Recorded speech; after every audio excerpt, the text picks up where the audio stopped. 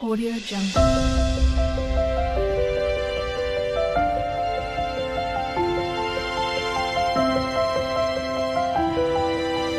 Audio Jungle. 16వ అధ్యాయంలో మోషే అహరోనుల మీద తిరుగుబాటు చేశారు. మాకు కూడా యాజకత్వం కావాలని, మేము కూడా దూపం వేస్తామని చెప్పేసి లేవీలో కొంతమంది తిరుగుబాటు చేశారు. దానివల్ల కొన్ని వేల మంది చచ్చిపోయారు. 16వ అధ్యాయం మొదటి నుంచి సంఖ్యాకాండం.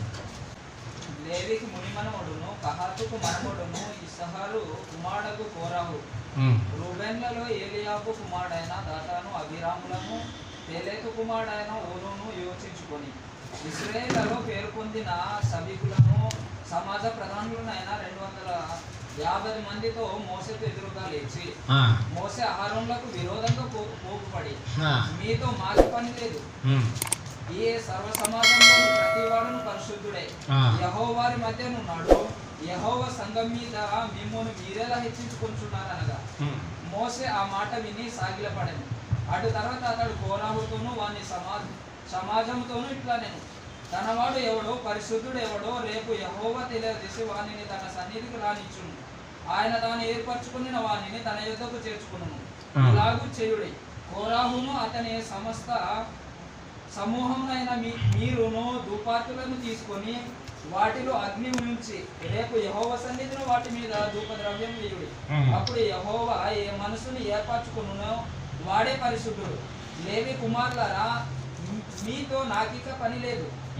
మరియు మోసే కోరాహుతో ఇట్లానే, లేవి కుమారులారా వినుడి, తన మందిర సేవ చేయుటకై యెహోవా మిమ్మును తన యొద్దకు చేర్చుకున్నటయు, మీరు సమాజం ఎదుట నిలిచి వారు చేయవలసిన సేవ చేయునట్లు ఇశ్రాయేలు దేవుడు ఇశ్రాయేలు సమాజంలో నుండి మిమ్మును వేరుపరచుటయు మీకు అల్పంగా కనబడునా.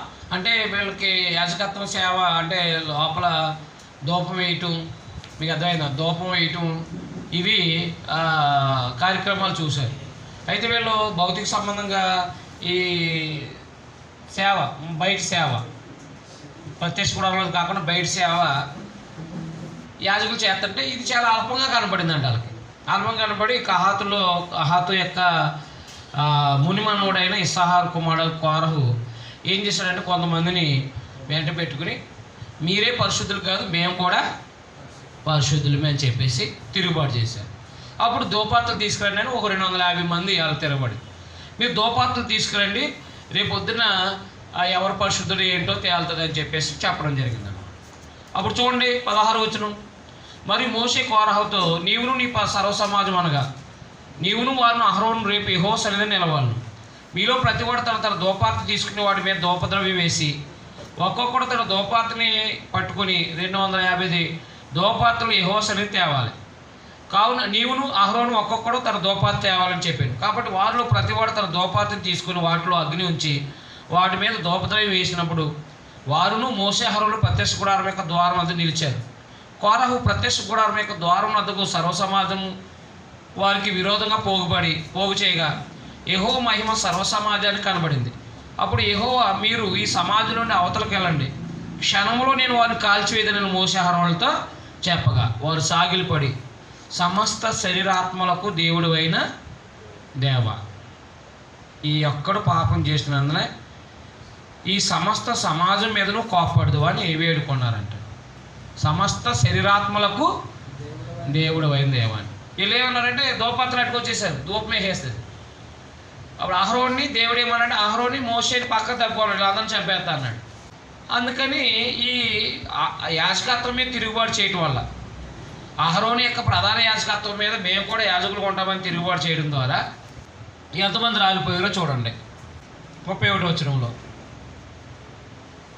మాటలన్నీ చెప్పి చాలించగానే వారి క్రింద నేల వీడ్చాను. భూమి తన నోరు తెరిచి వారిని వారి కుటుంబాలను కోరాహు సంబంధికులందరినీ వారి సమస్త సంపద్యములను మృంగివేశాను. అది భూకంపం రప్పించాడు దేవుడు. భూకంపం రప్పిస్తే ఈ తిరుగుబాటుదారులైన కోరహు సంబంధమైన ఎవరైతే తిరుగుబాటు చేస్తారో వాళ్ళ కుటుంబాలతో సహా ఏమైపోయారు, భూకంపం లోపలికి వెళ్ళిపోయారు, చచ్చిపోయారు అనమాట. భూమి మింగేసింది. నెక్స్ట్ తర్వాత ఈ 36 వచ్చిన అప్పుడు యెహోవా మోషేకి ఇలా సెలవిచ్చాడు, నీవు యాజకుడు అహరోను కుమారుడు ఎలియాజరు ఇట్లను అగ్ని మధ్య నుండి ఆ ధూపాత్రలను ఎత్తును, ఆ ప్రతిష్టమైన ఆ అగ్ని దోమగా చల్లుము. పాపము చేసి తమ ప్రాణాలను ముప్పు చేర్చుకొని వీరు ధూపాత్రలు తీసుకుని బలిపేయడానికి కప్పుగా వెడల్పుగా రేకులు చేయించాలన్నాడు.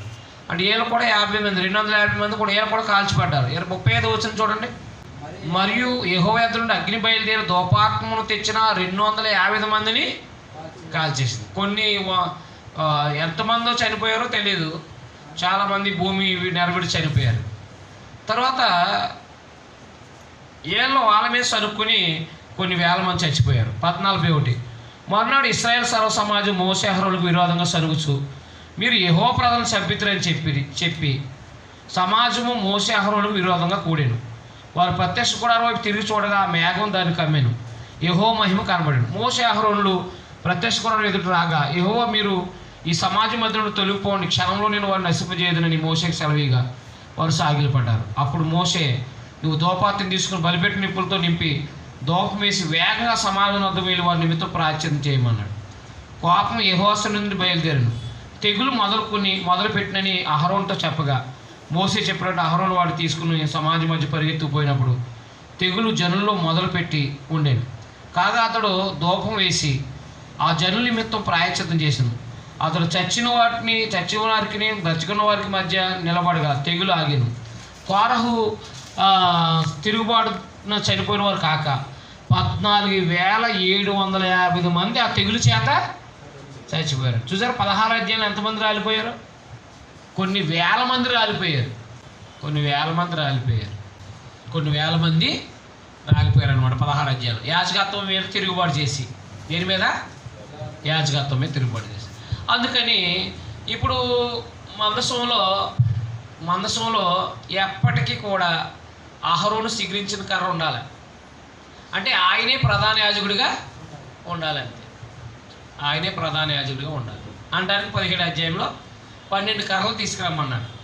12 కర్రలు ఎవరు యాజకత్వం చేయాలంటే లేవి గోత్రంలో అహరోను పేరును వచ్చింది. అహరోను కర్ర ఏం చేసిందంట? బాదం పువ్వులు పూసేసిందంట. 17 అధ్యాయం చూడండి. 16 అధ్యాయంలో రాసుకోండి. భూమి నెరవిడిచి, అలాగే అంటే యాజకత్వం మీద తిరుగుబాటు చేసినందున,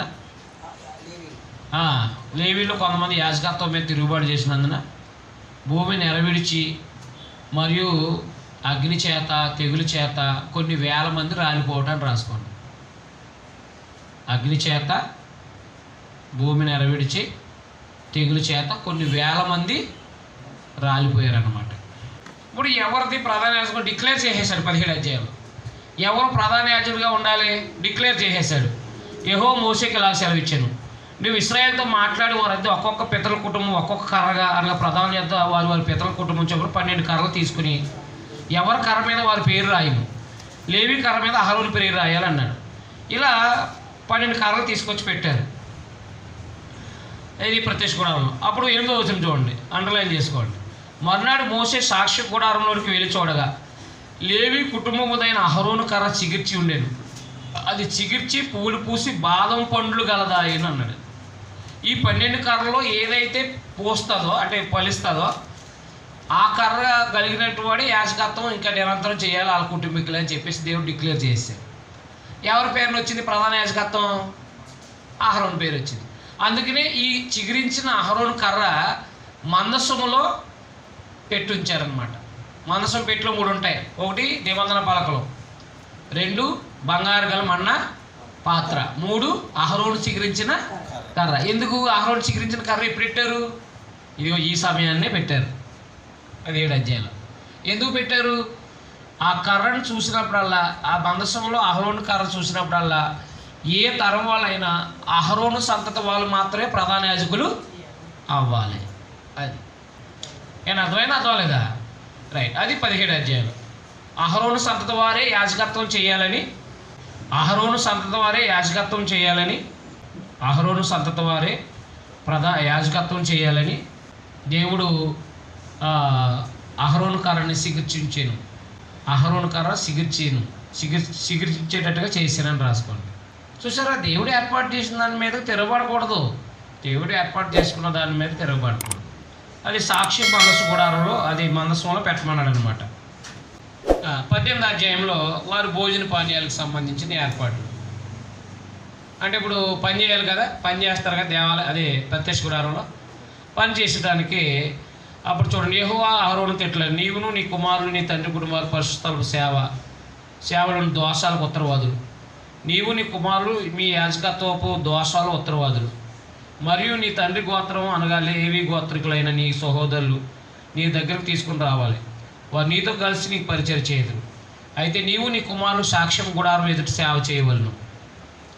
వారు నిన్ను గుడారం అంతటే కాపాడవలను. అయితే వారు మీరు చావకున్నట్లు వారి పరిశుద్ధాల ఉపగ్రహం ఎందుకైనా బలిపీఠం అంతకైనా సమీపించకూడదు.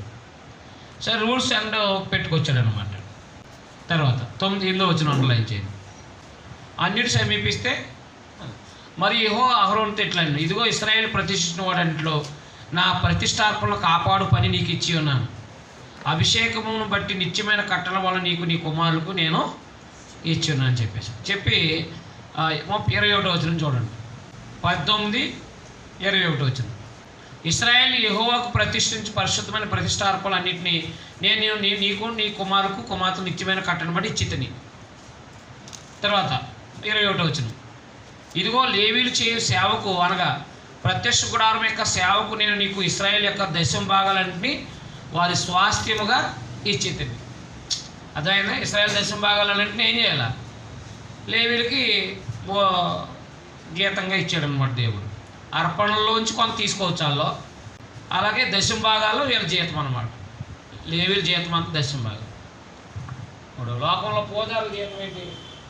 ప్రజల యొక్క భౌతిక ప్రజలు వెళ్ళి గుళ్ళకి వేస్తారు కదా, ఆ డబ్బులే వాళ్ళకి జీతాలు. సిస్టమ్ చూసారా? ఆర్యులు వచ్చి అలా చేసుకున్నారు. దీన్ని మీకు అర్థమైనా అర్థం అనమాట. 18వ అధ్యాయంలో ఏం రాసుకుంటారు?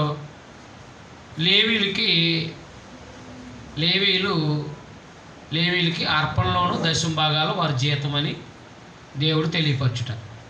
ఏళ్ళు కూడా ఇవ్వాలండి. 26వ వచనం. నేను ఇశ్రాయేలు చేత మీకు స్వాస్థ్యంగా ఇప్పించిన దశమ భాగాన్ని మీరు వారి యొద్ద పుచ్చుకున్నప్పుడు మీరును దానిలోను అనగా దశమ భాగం యెహోవాకు ప్రతిష్టార్పణ చెల్లించాలి. ఎవరు ఇవ్వాలి? లేవీలు కూడా దశమ భాగాలు ఇవ్వాలి. ఎవరిచ్చిన దాంట్లో? ఇశ్రాయేలు ఇచ్చిన దశమ భాగాల్లో వీళ్ళు కూడా ఏం చేయాలి? అదనమాట. అంటే ఇప్పుడు సువార్తికులు కానుక వేయలేదా? అంతే కదా. మరి ఇదంతా నాకే వస్తుంది కదని చెప్పేసి నేను ఎందుకు వేయటమనుకోకూడదు. తాను సంపాదించిన దాంట్లో, తనకి వచ్చిన దాంట్లో కూడా ఏం చేయాలి? ఆయన వేయాలా వద్దా? కాబట్టి 18వ అధ్యాయంలో వారి ప్రతిష్టార్పణలో వారి దశమ భాగాలు దేవుడు లేవీలకి జీతంగా ఇచ్చుటని రాసుకోండి. అర్థమవుతుందా? అర్థం అవట్లేదా? మీకు విషయం చెప్పేస్తున్నారు అధ్యాయంలో. అన్నీ ఎక్కడ చదువుకుంటే ఏంటి ఉపయోగం? మీకు ఏమర్థమవుతుందో చెప్పండి. తిరుగుబాటు మాట రాలిపోయారు అనమాట. 19వ అధ్యాయంలో పాప పరిహారార్థ జలాన్ని తయారు చేసిమన్నాడు. అంటే ఒక ఏదైనా ఒక అపవిత్ర జంతువును ముట్టినా, చచ్చిపోయిన జంతువును ముట్టినా వాడిని పవిత్రం చేయడానికి కొన్ని జలాలు, కొంత జలం, నీరు అలా అతని మీద చల్లితే పాపం క్షమించాలన్నమాట. 19. యెహోవా మోషే అహరోనులకు ఇలా సెలవిచ్చారు. యెహోవా ఆజ్ఞాపించిన ధర్మశాస్త్ర విధి ఏదనగా ఇశ్రాయేల్లో కలంకం లేనిది, మచ్చ లేనిది, ఎప్పుడునూ కాడిమోయింది ఎర్రని పెయ్యి నీ అంతా తీసుకుని రావాలి. వారితో చెప్పు, మీరు యాజకులని ఎలియాజరు దాన్ని అప్పగించాలి, దాన్ని దహించాలి. 5వ వచనం. అతను దాని కళ్ళు ఎదురు ఒకడు దాని పెయ్యను దహించాలి, దాని చర్మాన్ని, మాంసం, రక్తాన్ని, పేడ దహించాలి. ఆ దహించింది ఏం చేయాలి? 9వ వచనం. మరియు పవిత్రుడైన ఒకడు ఆ పెయ్య యొక్క భస్మాన్ని పోగు చేసి పాలెం వెలుపుటనున్న పవిత్ర స్థలం మందు ఉంచాలి. పాప పరిహార జలముగా ఇశ్రాయేలీల సమాజానికి దాన్ని భద్రం చేయాలి. అండర్లైన్ చేయండి. పాప పరిహార జలాన్ని ఎలా తయారు చేయాలో చెప్పాడు అనమాట. పాప పరిహార జలము 19వ అధ్యాయంలో పాప పరిహార జలాన్ని ఎలా తయారు చేయాలో చెప్పాడు అనమాట. ఎలా తయారు చేయాలో, ఎలా ఉపయోగించాలో కూడా చెప్పాడు.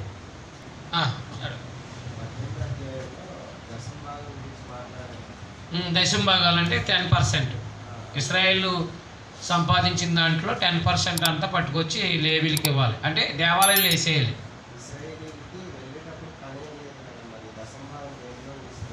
ఎక్కడ? కానాన్ దేశం వెళ్ళాక. కానాన్ దేశం వెళ్ళాక. ఇప్పుడు పని లేదు కదా, దేవుడే పోషిస్తున్నాడు వీళ్ళని. కానాన్ దేశం వెళ్ళాక వీళ్ళ పోషణ. ఇప్పుడు లేవీల్ని ఇశ్రాయేల్ని దేవుడే పోషిస్తున్నాడు మన్నాతో. లేవీల్ని ఇశ్రాయేల్ని ఎవరు పోషిస్తున్నారు? దేవుడే మన్నాతో పోషిస్తున్నాడు. ఇప్పుడు వీళ్ళకి ఏం అవసరం లేదు కదా ఇంకా. అది కానాన్ దేశం వెళ్ళాక ఇశ్రాయేల్కి లేవీలకి స్వాస్థ్యం ఇవ్వలేదు కాబట్టి వాళ్ళ యొక్క దశమ భాగాలే వీళ్ళకి పోషణగా ఉండటానికి దేవుడు ఏర్పాటు చేశాడు అనమాట. అంటే ముందు అక్కడికి వెళ్ళే ముందే ఈ విషయం చెప్పేస్తున్నాడు అన్నమాట. అహరోను సంతతి వారే ప్రధాన యాజకులుగా ఉండాలి అని. ఇప్పుడు ఎవరు కూడా పాస్టర్ గారి తర్వాత పాస్టర్ గారి కొడుకు, పరకాస్టర్ కొడుకు తర్వాత మనవడు ఇలా చేయాల్సిన రూల్ లేదు. సంఘంలో ఎవరైనా నమ్మకం సామర్థ్యం కలిగిన వాళ్ళు ఎవరైనా పెట్టవచ్చు సేవకులుగా. ఏనంతేనా? పాస్టర్ గారు కొడుకుని ఎట్టాలా? తాగుబోతు తిరిగిపోతే అయితే అవకాశం ఉందా? లేదు. ఒకవేళ యథార్థంగా నీతిగా బతికినాడైతే సంఘం అంతా ఆమోదిస్తే సామర్థ్యం ఉంటే పెట్టచ్చు, లేదంటే పెట్టదు. మీకు అర్థమైనా అర్థం లేదా? ఆ క్రమం కాదు మంది. నమ్మకం సామర్థ్యం కలిగిన మనుషులు నియమించమన్నాడు. అవునా? 2 తిమోతి 2:2 రైట్. నీ తర్వాత అని చెప్పాడు. 19వ అధ్యాయంలో పాప జలాన్ని ఎలా తయారు చేయాలంటే ఒక ఎర్ర పెయ్యిని తీసుకుని దాన్ని వధించి దాని యొక్క భస్మాన్ని పోగు చేసి అది నీటిలో కలిపి ఎవరైనా ఏదైనా చచ్చిపోయిందని ముట్టుకున్నా నేను అపవిత్రుడైనా చెప్తే ఆ జలాలు ఇలా జల్లితే వాడి పాపం అదే వాడి యొక్క అపవిత్రత పోద్దనమాట. అది ఎలా తయారు చేయాలి, ఎలా వినియోగించాలో 19వ అధ్యాయంలో చెప్పాడు అనమాట. 20వ అధ్యాయంలో మిరియాం చనిపోయింది, అహరోను చనిపోయారు. చూడండి 20. మొదటి నెల యందు ఇశ్రాయేలు సర్వసమాజం సీను అరణ్యానికి రాగా. అండర్లైన్ చేసుకోండి ఈ విషయాలు. మొదటి నెల ఇశ్రాయేలు సర్వసమాజం సీను అరణ్యానికి రాగా ప్రజలు కాదేశుల దగ్గర. అక్కడ మిరియాము చనిపోయి పాతి పెట్టబడింది. మిరియాము చనిపోయి ఏమైంది? పాతి పెట్టబడింది. వయసు అయిపోయింది. అవునా? మోసే కంటే పెద్దదా కాదా? చనిపోయింది. అహరోను కంటే పెద్దది, చనిపోయింది. అదొకటి సందర్భం. రెండవది, ఈయన బండతో మాట్లాడమంటే కొట్టాడు. ఎవరు? మోషే. చూడండి అక్కడ 10వ వచనం. తర్వాత మోషే అహరోనులో ఆ బండతో ఎదుట సమాజం పోగు చేసినప్పుడు అతను వారితో ద్రోహులారా వినండి, మేము ఈ బండ నుండి మీ కొరకు నీళ్లు రప్పించాలని అడిగాం. అప్పుడు మోషే తన చెయ్యెత్తి 2 మార్లు తన కర్రతో ఆ బండను కొట్టగా నీళ్లు సమృద్ధిగా ప్రవహించింది. అప్పుడు యెహోవా మోషే అహరోనుతో, మీరు ఇశ్రాయేలు కన్నుల ఎదుట నా పరిశుద్ధులను సన్మానించినట్లు నన్ను నమ్ముకోకపోతురు కనుక ఈ సమాజం నేను వారికి ఇచ్చిన దేశంలో మీరు తోడుకొని పోరని చెప్పాను. అవి మెరీబా జలాలు అనబడిను. అనగా ఇశ్రాయేలు యెహోవాతో వాదించినప్పుడు ఆయన వారి మధ్యను తను పరుచుకున్నాను అన్నాడు. దేవుడు ఏమన్నాడు? వెళ్ళి బండతో మాట్లాడమన్నాడు. బండతో మాట్లాడితే నీళ్ళు ఇస్తాయి అన్నాడు 7వ వచనంలో కదా. నీవు నీ కర్రను తీసుకుని నీవు నీ సోదరుని అహరోనును ఈ సమాజం పోగు చేసి వారి కన్నులు ఎదుట బండతో మాట్లాడమది నీళ్ళు ఇచ్చును. నిర్గమాకాండం 17వ అధ్యాయంలో బండను కొట్టుము, బండను ఏమన్నాడు? కొట్టుము, నీళ్ళు ఇస్తుంది అన్నాడు. ఇక్కడేమో బండతో మాట్లాడమన్నాడు. ఈయన ఏం చేశాడంటే ద్రోహులారా అని 1-2 సార్లు కొట్టి నీళ్ళు వచ్చినాయి. కానీ దేవుడు ఏమన్నాడు? మీరు నన్ను నమ్ముకోలేదు, నా పరిశుద్ధతను మీరు గౌరవించలేదు, కాబట్టి కానాన్ దేశానికి వెళ్ళరన్నాడు. పరలోకం కాసమా, మీరు ప్రజలు తీసుకెళ్ళి కానాన్ దేశానికి వెళ్తారు.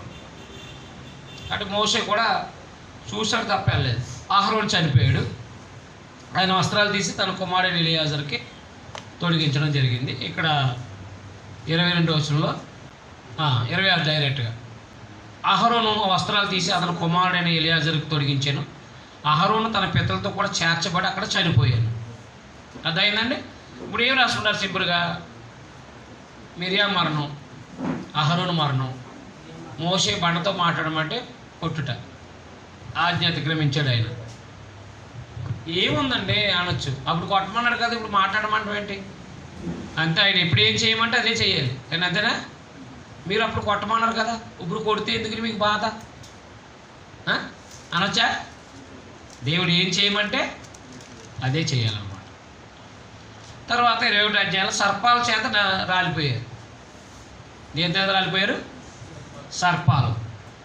చూడండి అక్కడ 4వ వచనం. వారు ఏదోము దేశం చుట్టూ పోవాలని హోరు కొండ నుండి ఎర్ర సముద్రం మార్గంగా సాగినప్పుడు మార్గాయసం చేత జనులు ప్రాణం సమస్యలేను కాగా ప్రజలు దేవునికి మోషేకి విరోధంగా మాట్లాడి, ఈ అరణ్యంలో చచ్చుడుగా ఐగుప్తులోని మీరు మమ్మల్ని ఎందుకు రప్పించది? ఇక్కడ ఆహారం లేదు, నీళ్ళు లేవు, సవిసారాలు లేవు, ఈ అన్నపానాలు మాకు అసహ్యమైంది అనేది.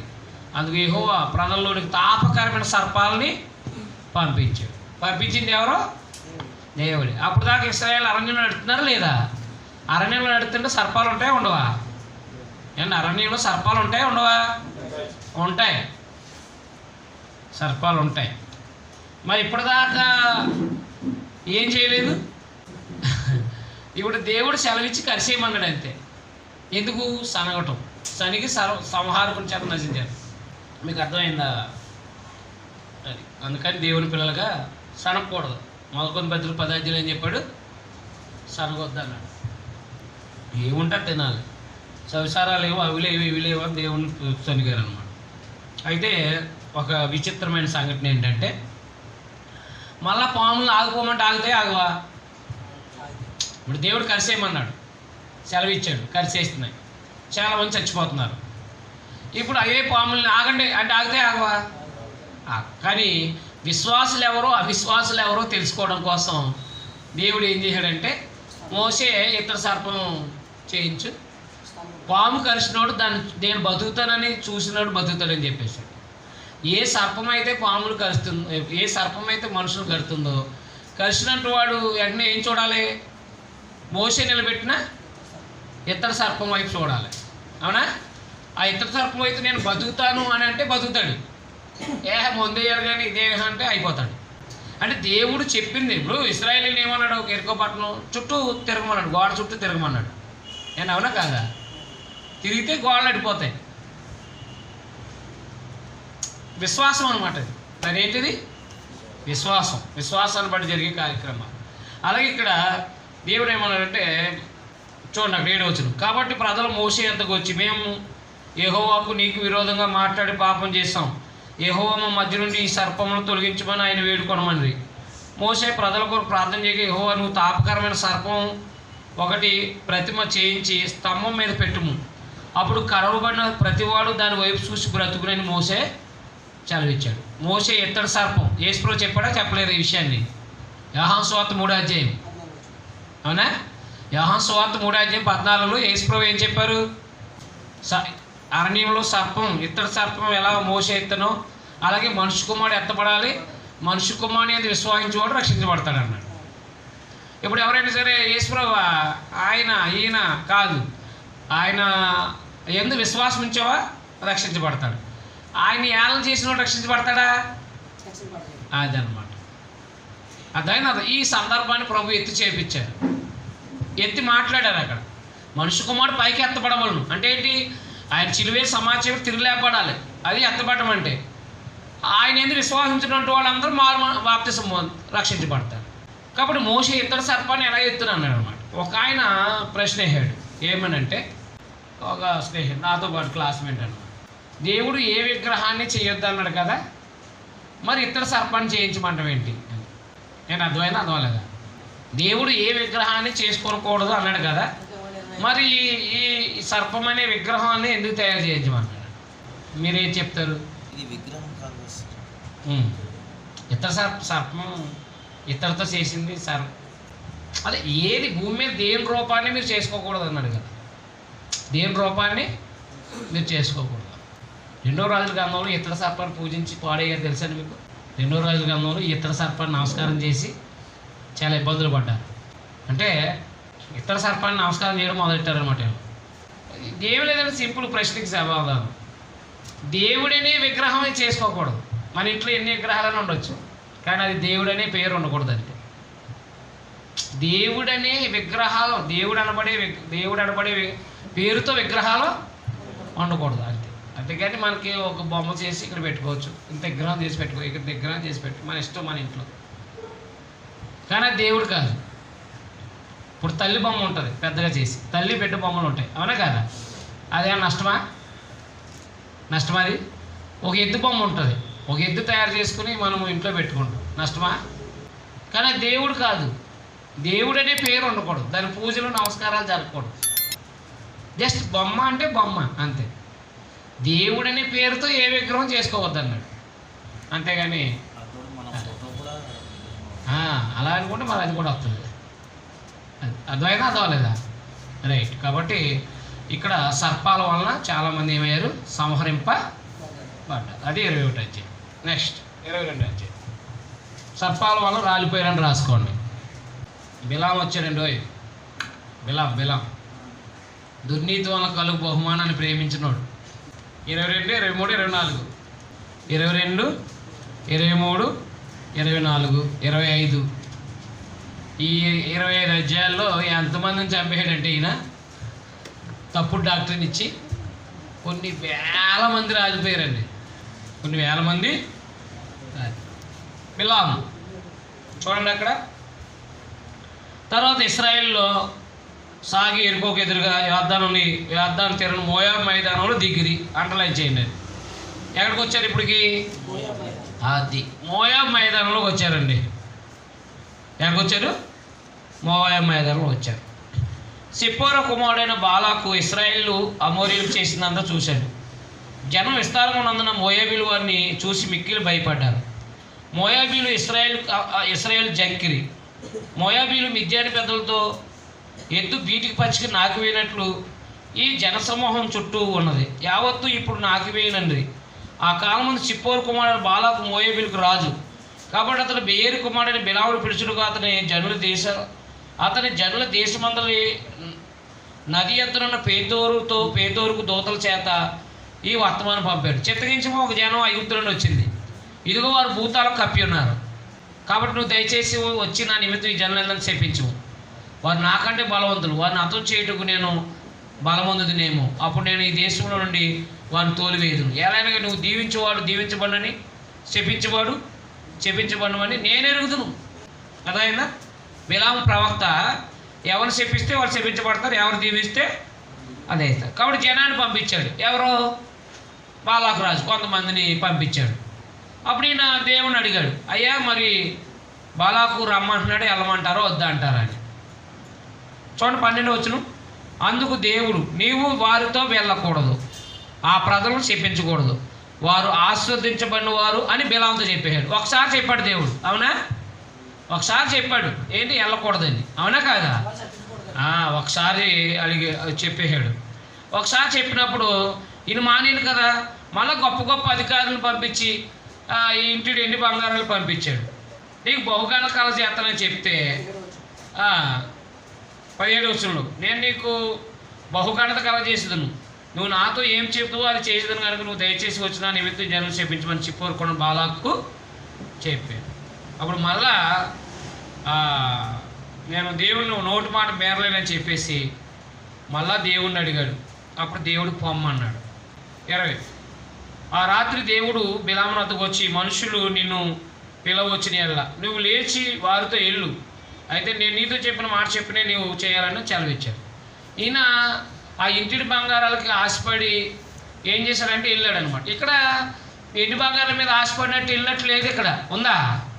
కొత్త నిబంధనలు ఉందండి. ఒకసారి రండి ప్రకటన గ్రంథం. అలాగే పేతురు రాసిన 2వ పత్రికలో కూడా ఉంది. 14 వచనం, 2:14. అయినా నీ మీద కొన్ని తప్పిదాలు మోపాల్సి ఉంది. అవి విగ్రహాలకు బలిచ్చిన వాడు తిన్నట్లును జాగ్రత్తం చేయనట్లును ఇశ్రాయేలుకు ఉరోడు అని బాలాకుకు నేర్పిన బిలాము బాధను అనుసరించేవారు నీలో ఉన్నారు అన్నాడు. ఏంటి మరి అంటే ఏం చేశాడు? ఎందుకు ఆ దుర్మార్గమైన సలహా ఇచ్చాడంటే ఇతను దుర్నీతి కొరకు, సంపాదన కొరకు అనమాట. పేతురు రాసిన 2వ పత్రిక 2వ అధ్యాయము. పేతురు రాసిన 2వ పత్రిక 2వ అధ్యాయము 15 వచనం. పేతురు రాసిన 2వ పత్రిక 2వ అధ్యాయం 15 వచనం. తిన్నని మార్గం విడిచి బెయేరు కుమారుడైన బిలాము పోయిన మార్గాన్ని బట్టి త్రోవ తప్పిపోయారు. ఆ బిలాము దుర్నీతి వల్ల కలుగు బహుమానమును ప్రేమించెను. అది లోపల ఉన్న విషయం. అది ఎక్కడ ఉన్నది? లోపల. దుర్నీతి వల్ల కలుగు బహుమానం అంటే ప్రజలు శపిస్తే వచ్చే సంపదను బట్టి బతకాలనుకున్నాడు, అంటే సంపాదించాలనుకున్నాడు. దేవుడు వెళ్ళమన్నాడు. ఆ హృదయ స్థితిని బట్టి ఏమన్నాడు? వెళ్ళు అన్నాడు. వెళ్తే ఖడ్గం చేత పట్టుకుని దేవదూత ఆ బిలామును చంపేయటానికి దేవుడు పంపించాడు. చూసారా, ఖడ్గం చేత పట్టుకుని కనబడ్డాడు. అప్పుడు గాడి చూసి చూడండి, అక్కడ 23 వచ్చును, యెహోవా దూత ఖడ్గము దూసి చేత పట్టుకుని త్రోవలో నిల్చుంటే ఆ గాడి చూశాను కనుక అది త్రోవను విడిచి పొలంలోకి పోయిందంట. ఈయనేమో కొడతా ఉంటాడు, అదేమో పారిపోయి ఇంకా దగ్గరికి వచ్చేస్తే చతుర్లు పడిపోయింది. గాడిద యెహోవా దూతను చూసి బిలాముతో కూడా కింద కూలబడింది. 27 వచ్చిన చూడండి. గనుక బిలాము కోపం అంటే తన చేతికరతో గాడిదను కొట్టాను. అప్పుడు యెహోవా ఆ గాడిదకు వాక్కునిచ్చాను కనుక అది నువ్వు నన్ను ముమ్మారు కొట్టిదివే అని నేనేం చేశానని బిలాముతో అందంట. చూసారా, గాడి చేత బుద్ధి చెప్పించాడు దేవుడు. ఎవరికి? బిలాము. గాడిద కనుక సహాయం చేయకపోతే దేవుడే చంపేద్దుడు. అందుకని సేవకులు అనేవాళ్ళు ఏం చేయకూడదు అనమాట, దుర్నీతి వల్ల కలుగు బహుమానం వైపుకి వెళ్ళకూడదు. తన కష్టార్జితం తను అనుభవించాలి. పనివాడు జీతానికి పాత్రుడు. మీకు అర్థమైంది? అర్థమలేదు. పనివాడు జీతానికి పాత్రుడు. అందువల్ల బిలాము దుర్నీతి వల్ల ఆ గాడి చేత బుద్ధి చెప్పించాడు అనమాట. అప్పుడు 34 వచనంలో అందుకు బిలాము నేను పాపం చేసి తిని ఏమంటున్నాడు? అప్పుడు బిలాము ఏమన్నాడు? అందుకు నేను పాపం చేశాను. అర్థమైందా? అర్థం లేదా? అయితే 23 అధ్యాయంలో దీవించాడు, శపించమన్నాడు కానీ దీవించాడు.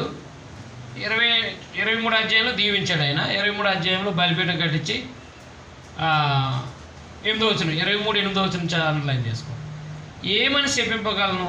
దేవుడు శపింపలేదే.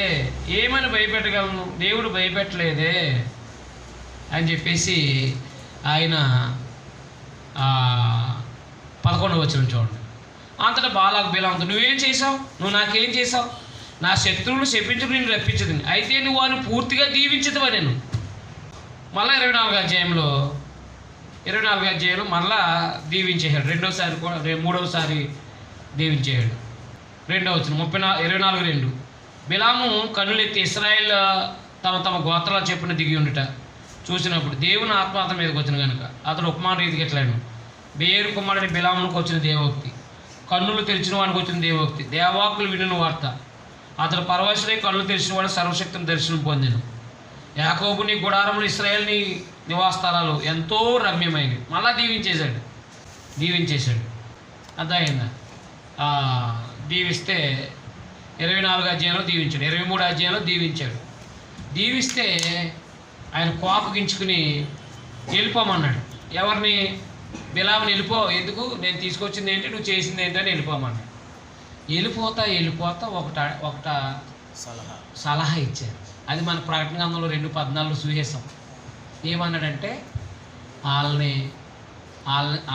వాళ్ళని దేవుడే చంపాలనుకుంటే, చూసారా, పోలీసులకి న్యాయ విధులు తెలిసినట్టు అదే సలహాలు ఇస్తారు. తెలుసా మీ కాల్లో? ఏంటి సార్ నా మీద కేసు ఎట్టిందంటే నువ్వు ఇలా తిరిగి కేసు ఎట్టే అంటాడు. వాళ్ళకే తెలిసాయి. ఏమన్నా కాదా? అరే తిరిగి ఎలా కేసు ఎట్టేయాలో వాడి మీద తప్పు చేసినట్టు మీద ఎవడైనా కేసు ఎడితే ఆ తప్పు రోడ్డు చేత కూడా కేసు ఎట్టించేస్తారు.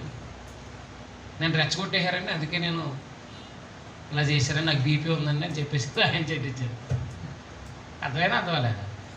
అలాగా ఈ దుర్మార్గుడు ఏం చేశాడంటే, బిలాం అనేవాడు ఏమొద్దు, అందమైన స్త్రీలని లక్షల జనాభా ఉన్నారు కదా, చాలామంది రాలిపోయేటప్పటికే వాళ్ళ దగ్గరికి పంపించు, వాళ్ళతో వీళ్ళు జాగ్రత్తం చేసి మళ్ళా వీళ్ళు విగ్రహాలకి బలర్పించిన వాడిని తినినట్లుగా చేయాలి, సరిపోద్ది అన్నాడు. అది చూసారా?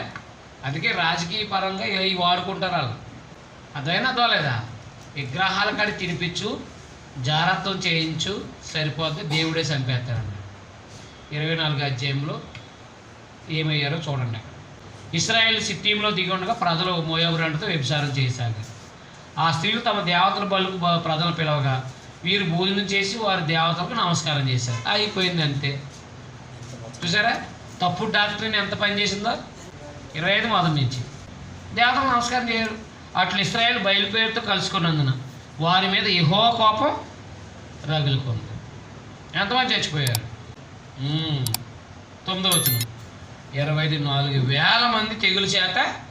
ఈ 1000 మందే చచ్చిపోవటం, ఇంకా వేల మందే చచ్చిపోవటం. అన్ని వేలు, కొన్ని లక్షల మంది చచ్చిపోయారు అనమాట 24 అధ్యాయానికి, 25 అధ్యాయానికి. అర్థమైంది. ఆ తెగులు ఏదో మొత్తం మీద ఆఫ్ చేయడం జరిగింది.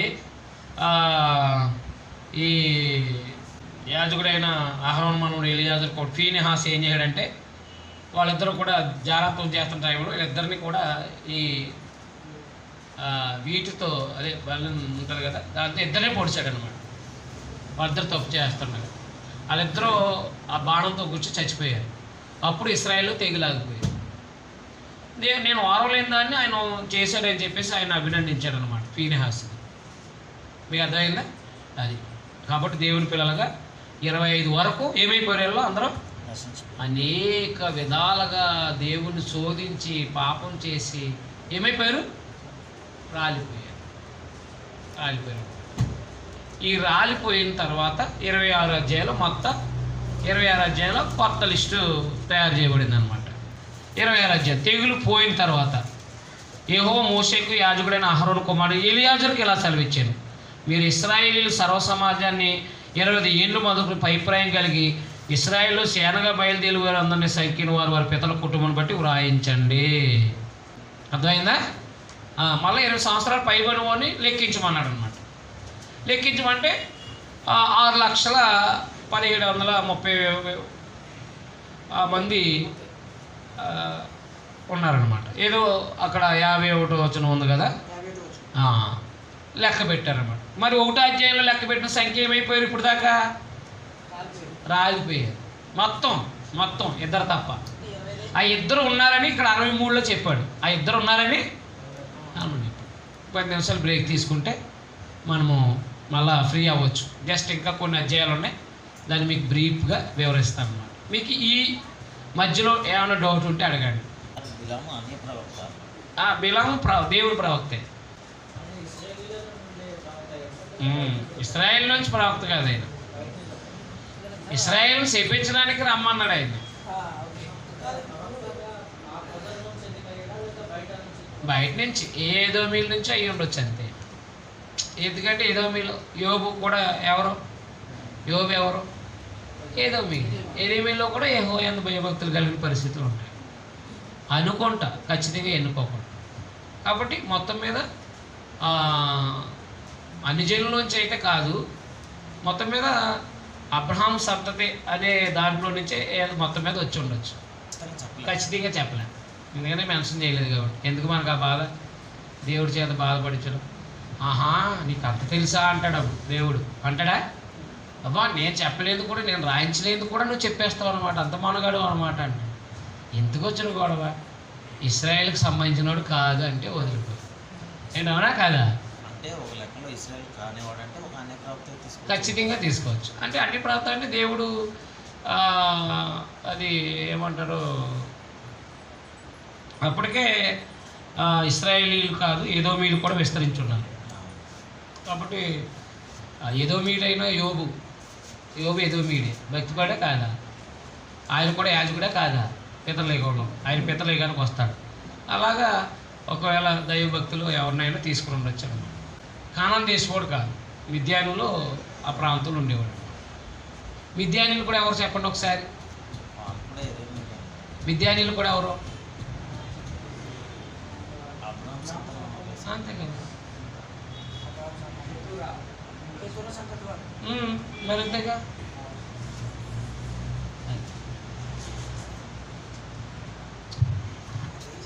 బ్రేక్ తీసుకోండి.